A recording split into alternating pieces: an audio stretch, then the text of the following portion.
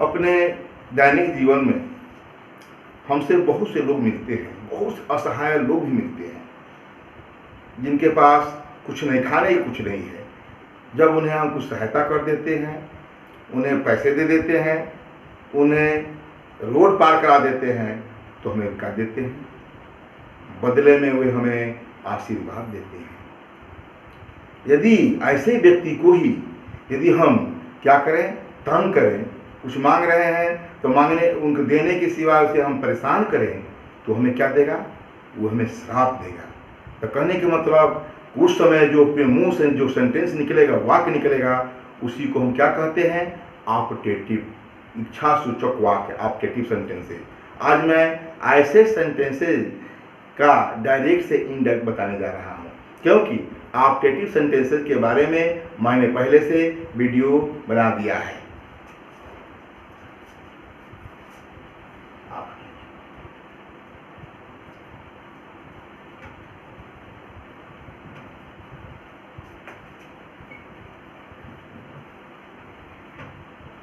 Sentence का direct से indirect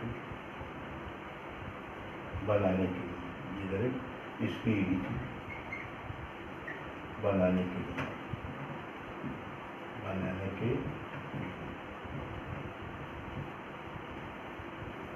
optative sentences मैं कहा डायरेक्ट से इनडायरेक्ट बनाने के लिए मैंने क्या कहा? इसमें इच्छा, श्राप हो सकता है, आशीर्वाद हो सकता है, इच्छा हो सकती है, शुभकामना हो सकती है। कोई भी अच्छा काम करेंगे, उस किसी को भला हमसे होगा तो हमको शुभकामना देगा, आशीर्वाद देगा, ठीक। और यदि किसी को हम तंग करेंगे, परेशान करेंगे, उसके हृदय को कष्ट देंगे, तो हमें क्या देगा? बदले में श्राप देगा। यही इस ऑप्टेटिव सेंटेंसेस से इन्हीं बातों का पता चलता है। ये प्राय में से शुरू होते हैं। किससे शुरू होते हैं? में। बात बता देते हैं। जैसे मैं कहा ने यू लिव लॉन्ग, ने यू लिव लॉन्ग। ज्यादातर लोग आशीर्वाद देते हैं, चिरंजीवी, जितने बुजुर्ग होते थे हैं, जो पहले के बुजुर्ग यही आशीर्वाद देते थे, जुग जुग जियो बच्चे, जुग जुग जियो बच्चे, मे यू लिव लॉन्ग, ठीक। और मान लीजिए किसी को तंग किया, परेशान किए, ये तो आशीर्वाद का बोल हो गया, तो क्या कहेगा? May you go to hell, go to hell. देख रहे हैं, इनके लास्ट में क्या है? एक्सक्लेमेशन मार्क है, संबोधन का चिन्ह है, इसलिए इसे कहा जाता है कि अभी एक्सक्लेमेटरी सेंटेंस का ही पार्ट है। तो मे यू लिव लॉन्ग, मे मतलब यहाँ सकना नहीं है, ईश्वर करे। मे का मतलब क्या है? ईश्वर करे, ईश्वर करे। ये ईश्वर करे की बात करता है। इससे प्रार्थना का बोध होता है। इसे मान लीजिए कि ये हो गया, आशीर्वाद हो गया, ये श्राप हो गया, शुभकामना का बोध होगा, ठीक है, प्रार्थना का बोध होगा, ये प्रार्थना मतलब ईश्वर से प्रार्थना, इन सब का पता चलता है। तो इसको हम करते क्या है? दोनों ये प्रायः में से शुरू होते हैं। कैसे शुरू होते हैं? में से, बिना में के भी होते हैं, लेकिन में उसका अंडरस्टूड छिपा रहता है। ये प्राय क्या में, तो में को से शुरू होते हैं। इसकी स्ट्रक्चर देखिए, में है, ये सब्जेक्ट है, ये वर्ब है, ये एडवर्ब है, ये एडवर्ब ऑफ प्लेस है, एडवर्ब है, ठीक। ये एडवर्ब कहिए, ये ऑब्जेक्ट है, और एडवर्ब कहिए, ऑब्जेक्ट कहिए, मतलब सब्जेक्ट वर्ब ऑब्जेक्ट के रूप में है। अंत में एक्सक्लेमेशन मार्क है। तो हम क्या करना है?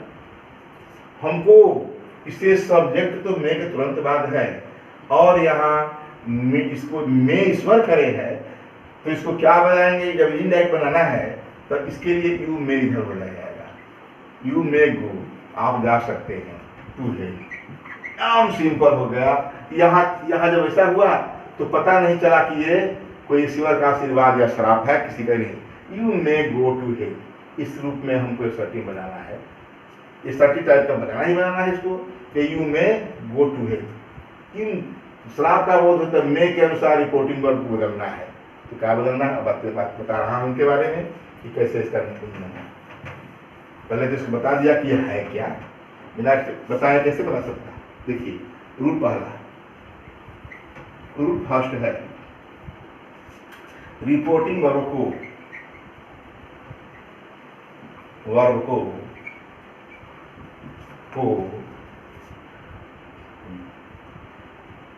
wished,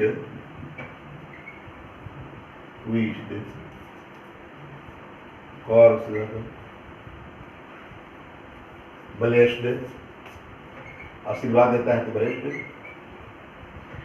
रिपोर्टिंग वर्ब को विश्ड, कस्ट, ब्लेस्ड, प्रेड आदि में बदल देते हैं। बहुत शब्द है में बदल देते हैं, इतने हमारा काम चल जाता है, इसीलिए हम आदि ही देते हैं। बहुत शब्द है। रिपोर्टिंग वर्ब को मेरा वर्ब विशेष होता है तो विश्ड, कस्ट, ब्लेस्ड, प्रेड आदि बदल देते हैं। दूसरा का रूल तो पहला रूल था, दूसरा क्या है? कामा और इन्वर्टेड कामा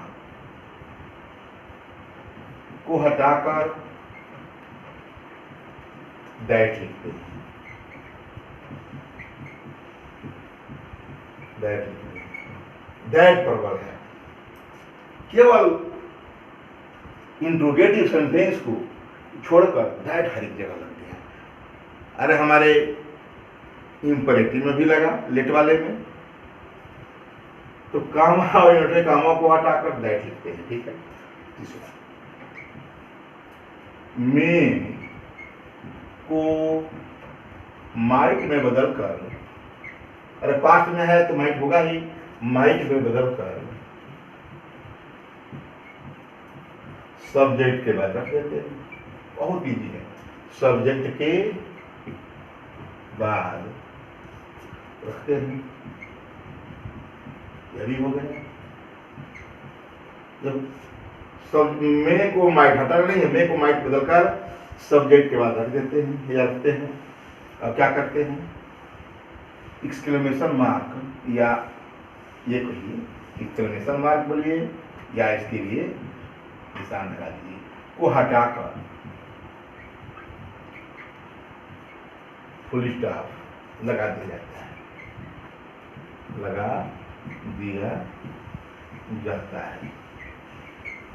अर्थात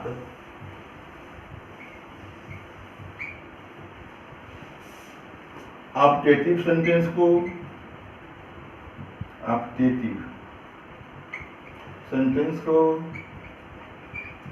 एसर्टिव में बदल देते हैं। एसर्टिव सेंटेंस में बदल देते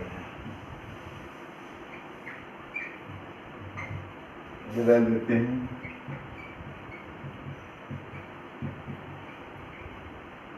और रूल्स भी, जितना रूल्स है वर्ब से जो भी है, रूल्स भी एसर्टिव का लगता है।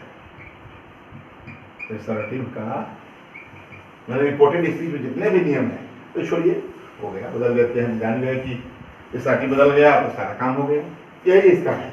क्या है? रिपोर्टिंग वर्ब को कस्ट, ब्लेस्ड आदि बदल देते हैं, कामा इन्वर्टेड कामा को हटा लिखते हैं, में को माइट बदलकर सब्जेक्ट के बाद लिख देते हैं, का एक्सक्लेमेशन मार्क को हटाकर फुल स्टॉप लगा दिया जाता है। अर्थात ऑब्जेक्टिव सेंटेंस को एसर्टिव से बदल दिया जाता है, और कुछ नहीं इसमें। अब बात करते हैं, एग्जाम्पल ले लेते हैं।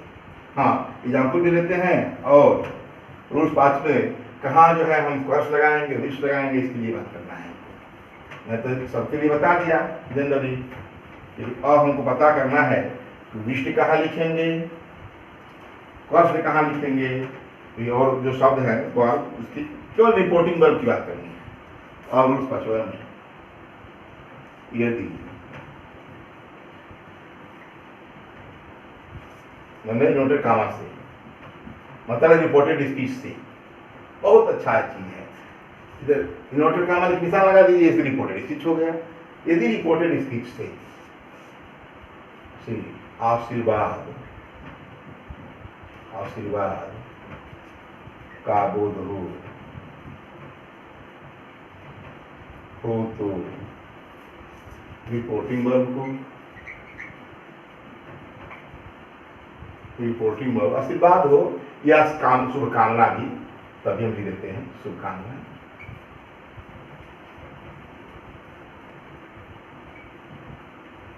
कामना का बोध हो तो रिपोर्टिंग वर्ब को विश्ड में बदल देते हैं। कुछ भी बदल सकते हैं, कुछ भी कर देते हैं। देखिए जैसे द ओल्ड मैन से may you live long, may you live long, may the old man से मे यू लिव लॉन्ग,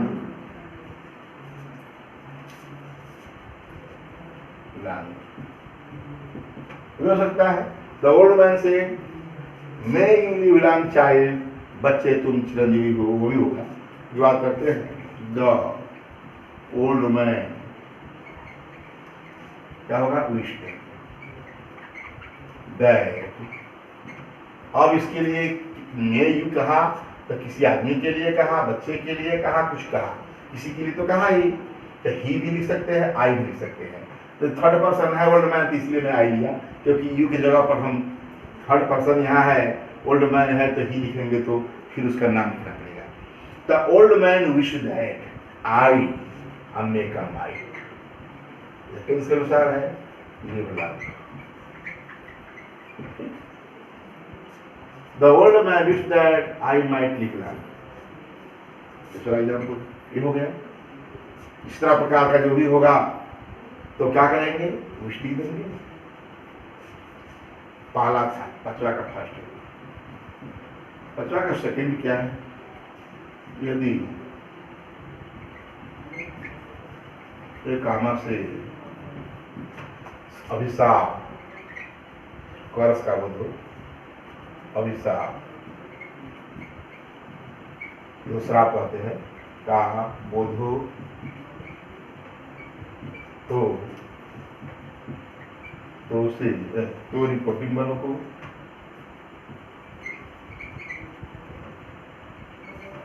वर्ग को कर्स में बदल देते हैं।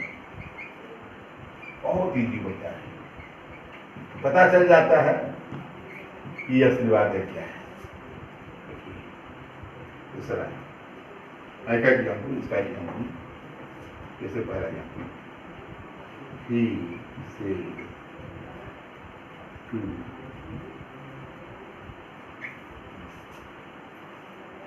said to her, काम है काम, may you go to him, he said to her, मैंने ले लिया कि आप यू में परेशानी न हो, या चलिए मैं ही सेड टू हर, ये दो लोग देखेंगे तो कहेंगे कि स्त्री को नरक में जाने के लिए कहा जा रहा है, इसीलिए मैं अपने को लेता हूँ।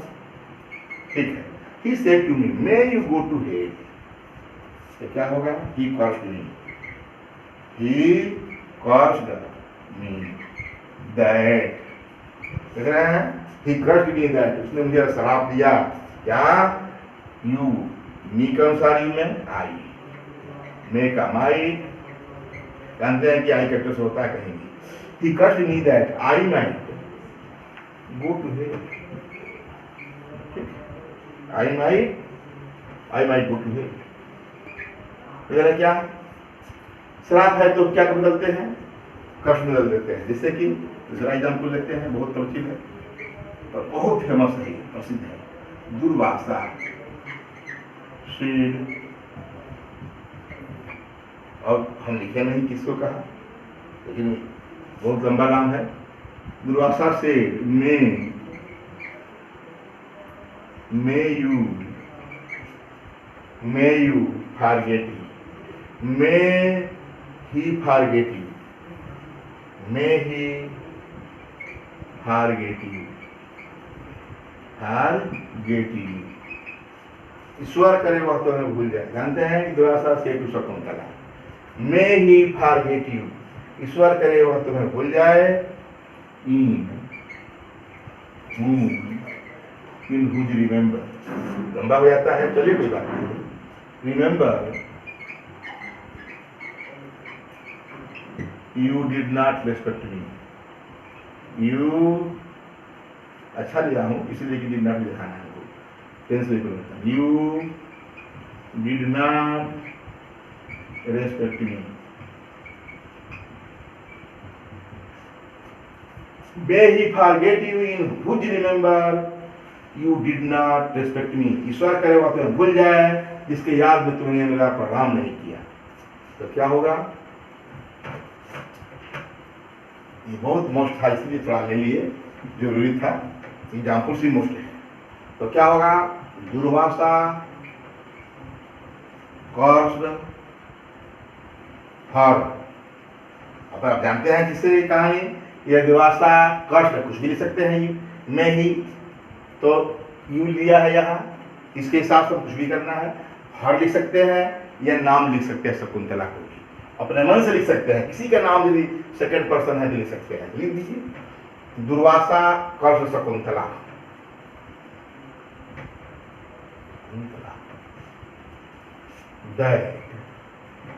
ही माइट, ही है क्या है, मैं ही, he might forget, भूल जाए, forget, he might forget, you किसके लिए है, किसके लिए है, he might forget her in whose remember, इसका स्मरण में remember,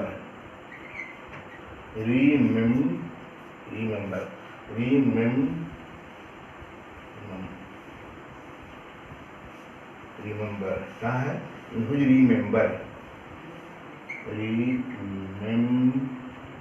ठीक है, इनहुज रिमेंबर सी, यू है ना, यू डिड नॉट, यू किसके सी को आ रहा है, यह सब्जेक्ट के रूप में है, तो she had not, did not है तो हैड नॉट, इसीलिए मैं बताना चाहता था कि टेंस स्टार्टिंग के अनुसार सारा बदलेगा। तो सी हैड नॉट रेस्पेक्ट, मी कह रहे हैं तो हिम, मैं दुर्वासा, ब्रैकेट में क्या लिखेंगे, दुर्वासा, क्यों लिखना पड़ा, इसीलिए कि ही यहाँ पर जो किया गया है शकुंतला के हस्बैंड के बारे में, जो दुष्यंत है उनके बारे में किया गया है, तो इसीलिए हम क्या किए हैं, यहाँ रेस्पेक्ट हिम की जगह दुर्वासा लिख दिए हैं। यही रूल है पर्सनल प्रोनाउन का कि ब्रैकेट में संबंधित नाम भी लिख देते हैं, तो यहाँ शक हो तो कि सस्पिशन में जहाँ भी हो तो ब्रैकेट में ना लिख देते हैं। हो गया, दुर्वासा का Shakuntala that he might forget her in whose remember she had not respect him. Clear है ये? इस प्रकार मैं दो नियम बता दिया कष्ट वाला। और मान लीजिए कि ईश्वर से प्रार्थना किया गया है, प्रार्थना का बोध है, तब क्या करेंगे,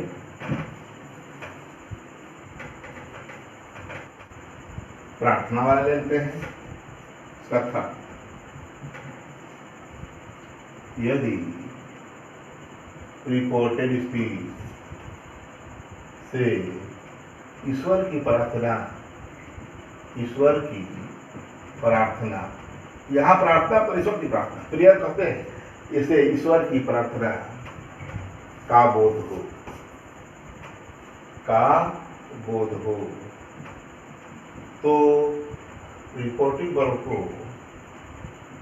बस रिपोर्टिंग वर्ब कहीं होता है को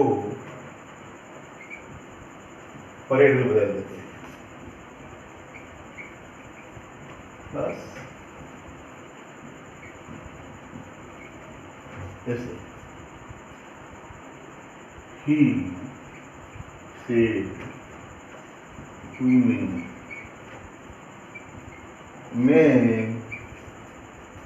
may God bless me।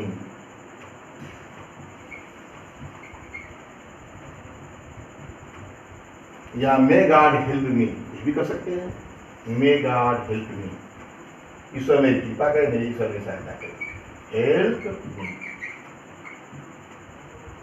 He said to me, उसने मुझसे कहा, मे गॉड हेल्प मी, मी कहा, यू कहेगा मेरे लिए, मे गॉड हेल्प यू, ठीक है, और ऑब्जेक्ट रूप में यू है, वर्ब है, ऑब्जेक्ट यू है, मे गॉड, यहाँ गॉड ही सब्जेक्ट है।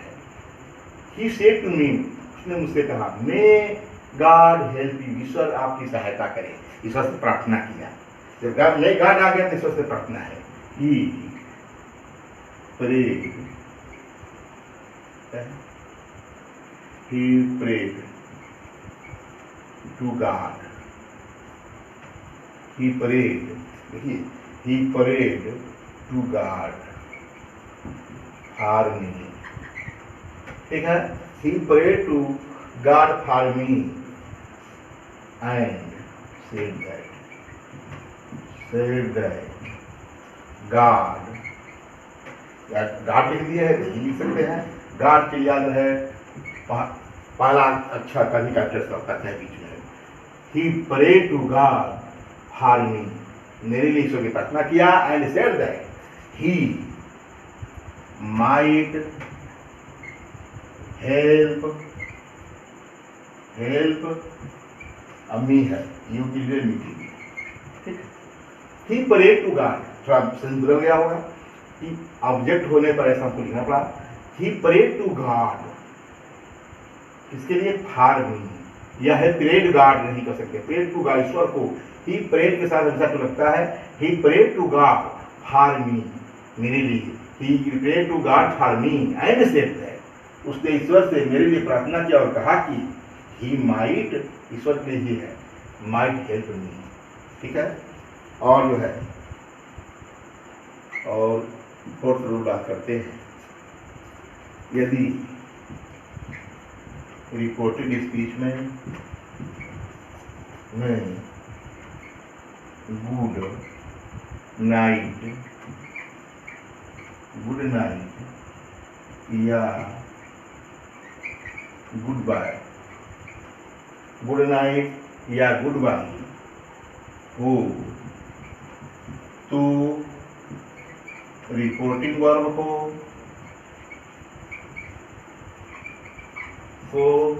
बेड में बदलते हैं, किंतु गुड मॉर्निंग हो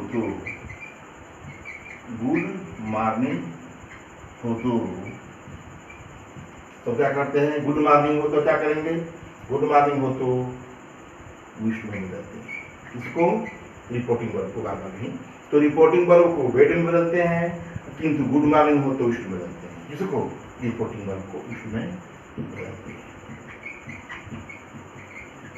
हो गया। क्या इसका अंतर ये है कि गुड नाइट और गुड बाय कहते हैं तो हम विदाई होता है तो बेड में बदल देते हैं, और गुड मॉर्निंग हो तो विश में बदलते हैं, यही मैं कहा।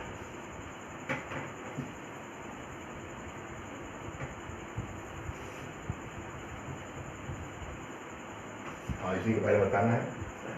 ऐसे he said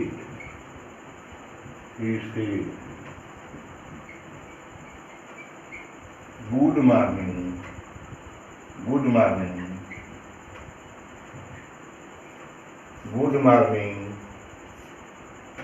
my friends,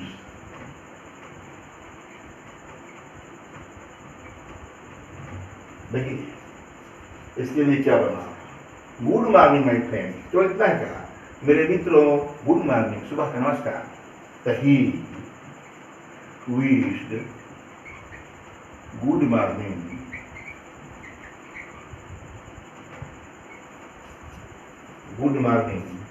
to my friend है, जिसके लिए ही देखिए गार्डन खत्म हो गया, he wished good morning to his friends. तो गाइड कहाँ गया, अरे जब इसमें सब सब्जेक्ट वर्ब ऑब्जेक्ट है ये नहीं है तो हमको क्या करना है, हमको तो इसको रिपोर्टिंग वर्ब को रख करके एक ही रिपोर्टिंग वर्ब है और उसके बाद से और उसको एक सिंपल कहने और सिंपल सेंटेंस बनाना पड़ा, क्योंकि इसमें जब वर्ब है नहीं और उसमें वर्ब होता है, ये तो वर्ब है, ये है सब्जेक्ट वर्ब, ऑब्जेक्ट होता है और इसमें भी वर्ब होता है, तो उसके लिए बता रहा हूँ। इस प्रकार का सेंटेंस हो तो हम जो है देखिए he wished good morning to he friend, या भी कर सकते हैं, या भी बना सकते हैं इसको, he wished he friends morning, good morning.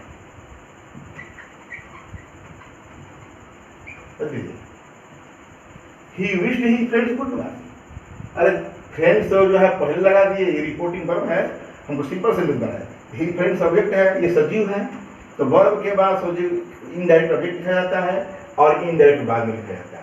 यदि इनडायरेक्ट गुड मॉर्निंग इनडायरेक्ट सजीव नहीं निर्जीव है तो इसको हम पहले लिखे, तो इसके बाद में मतलब इसके पहले हमको टू लिखना पड़ा, मतलब इसके बाद लिखना पड़ा। और वही जो है ही फ्रेंड्स को पहले लिख दिए, ही विश्ड ही फ्रेंड्स, तो गुड मॉर्निंग से पहले टू का प्रयोग नहीं होगा। ये इनडायरेक्ट ऑब्जेक्ट है, ये डायरेक्ट ऑब्जेक्ट है, ये ऑब्जेक्ट का नियम है। हाँ, he said good morning my friend, I am happy to see you.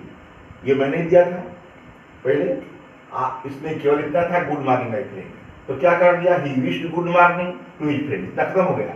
किंतु I am happy to see you, इसका मतलब he again said and said that, यही जोड़ना है हमको आगे। तब क्या करना है, आई एम का, he was happy to see him. You किसके लिए कहा, मित्र के लिए कहा, इसलिए प्रोनाउन का नियम ही मिल गया। इसी प्रकार मान लीजिए कि हम गुड मॉर्निंग की जगह पर गुड नाइट कर देते हैं। क्या कर देते हैं, गुड नाइट, तो क्या हो जाएगा, विश की जगह पर बेड हो जाएगा, और ये गुड मॉर्निंग है तो गुड नाइट हो जाएगा।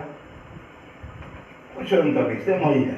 To he friend and said that he was happy to see him, या ये कह सकते हैं, यहां बदल भी सकते हैं, we shall meet again tomorrow, we shall meet again tomorrow, ये हो जाएगा। टू सी हिम क्या होगा, and said that they would meet again the next day, tomorrow को, द नेक्स्ट डे। इस प्रकार हमारा ऑब्जेक्टिव सेंटेंसेस का डेट समाप्त।